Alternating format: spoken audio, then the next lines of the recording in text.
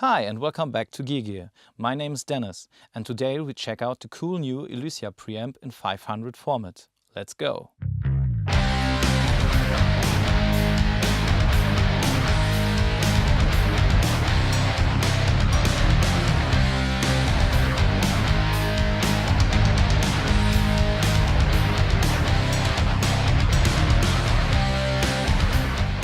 Gier is a German word, which equals the English word greed. Greed is a very bad thing if it's about money and or power, but if it's about nice recording, mixing and mastering gear, can it be that bad? While I was mounting the preamp into his new home, the VES Audio Supercarrier, I had an idea about how to demo the unit.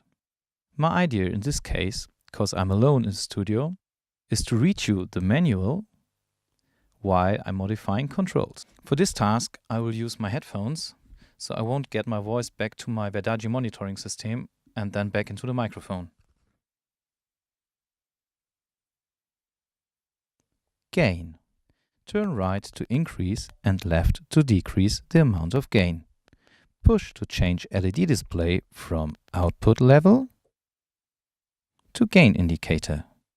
Note, the actual mic preamp and the direct input each have separate gain values.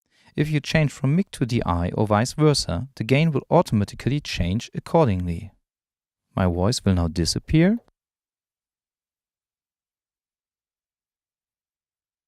and then it's back with the high setting for the microphone I'm using right now. Shape. Turn right to increase saturation filtering effects. Shape 1 is active per default. Press corresponding button for Shape 2. I will read you this sentence again, but now with Shape 2. Shape. Turn right to increase saturation filtering effects. Shape 1 is active per default. Press corresponding button for Shape 2. Low cut. A variable low cut filter with a slope of 12 dB per octave ranging from 10 to 375 Hz.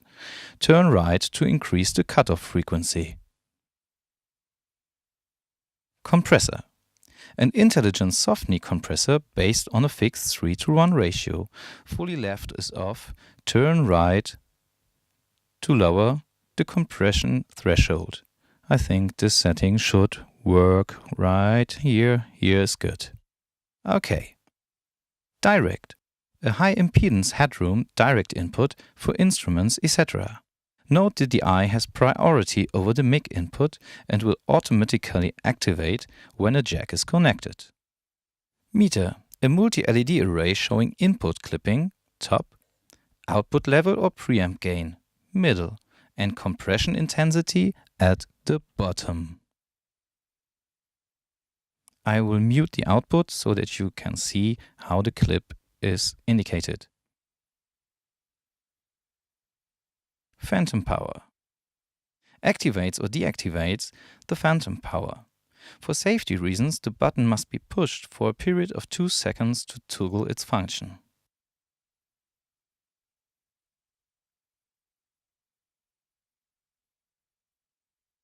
Now phantom power was activated, the output was muted, and now the LED indicates that we have phantom power. I will deactivate.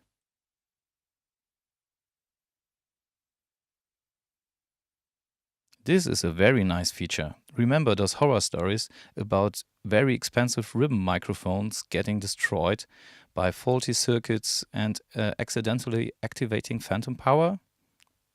Nice feature. Phase. Switches the phase from normal LED off to reverse or vice versa.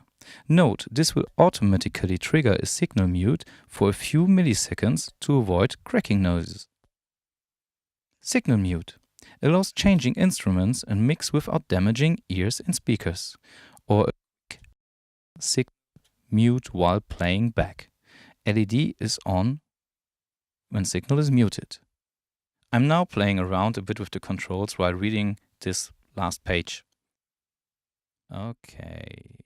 Audiophile gain staging does not use a potentiometer for changing the gain, but a much more audiophile topology instead.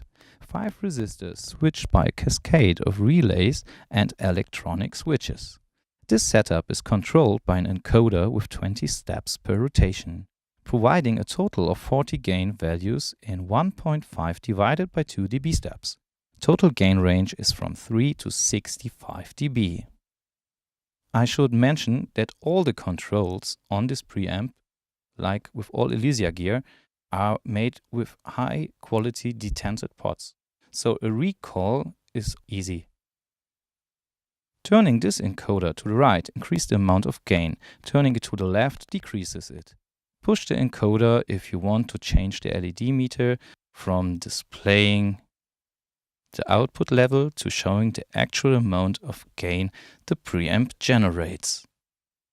The Sculptor 500 provides an ample amount of gain, starting at usually low values and going up to what you will need to properly amplify ribbons with high gain requirements. A huge benefit of this is that an additional pad becomes completely unnecessary, resulting in a better signal-to-noise ratio. When the elysia preamp is powered off, its current gain setting is saved automatically, so the preamp will start with exact the same amount of gain on the next session. Using single resistors arranged in a cascade guarantees exact gain values. As a result, multiple preamps do not require factory matching or consecutive serial numbers when forming stereo pairs for multi-channel configuration. Note, however, switching the gain in discrete steps does not allow continuous gain sweeps without interruption. Slight artifacts can appear in the audio path while changing the gain. I am really impressed from this little single-slot preamp that is so much more than just a preamp. The shape circuit alone with its 2 continuous variable flavors offers many possibilities to sculpt the sound. I am a big 1073 fan, like many of us are, and what I always loved was the moment of driving into the 1073 sweet spot in a recording situation. But this little blue friend here, with the combination of shape and gain, seems to have not one, but many sweet spots.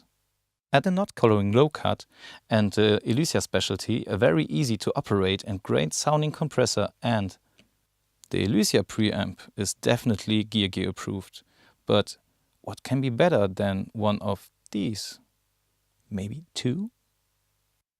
I will use the preamp in studio sessions within the next weeks, and then we will be back with a video about using the DI input, using the preamp as external hardware plugin, and to drive 1 or 2 very expensive microphones. I hope you enjoyed the video. Today's episode was brought to you by the studio designers of Raumtonkonzept. Please subscribe to my channel and give a like to my GearGier Facebook page too. Have a good time. Bye.